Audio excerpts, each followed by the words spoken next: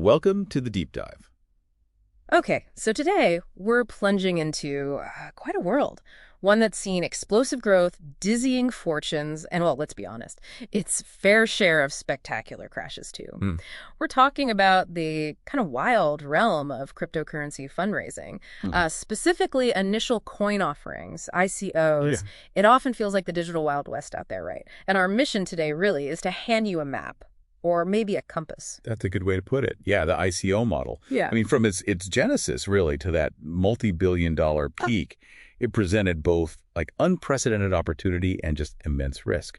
So for you, the listener, the curious learner, we're aiming to extract the most, critical insights Yeah, using a solid due diligence framework. because you hear the staring numbers. Exactly. You might hear stats like, oh, over 80% of ICO projects, the actual projects launched back in 2017, were scams. That sounds terrible. It does. But here's where it gets really interesting. That same research, it found that over 70% of the total funding volume. The actual money. Yeah, during that same period actually flowed into higher quality projects. Okay. So this isn't just a statistic, you see.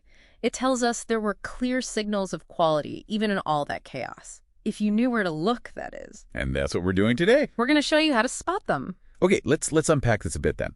We've covered quite a lot of ground today, haven't we? From that whole historical roller coaster of ICOs to the really critical checkpoints and a solid due diligence framework. You should now have the tools, hopefully, to look past the hype, to Yeah. really assess if these crypto projects are viable. Precisely. And this deep dive we did looking at examples like Solana and SafeMoon, it really highlights things vividly, I think. You know, how following or just flat out ignoring these indicators, qualitative, quantitative, legal, technical, can spell the difference between, well, groundbreaking success And outright fraud. outright Well, fraud. yeah. So the core lesson here for you listening is just never take claims only at face value. Dig deeper. So, okay, what does this all really boil down to for you, the listener?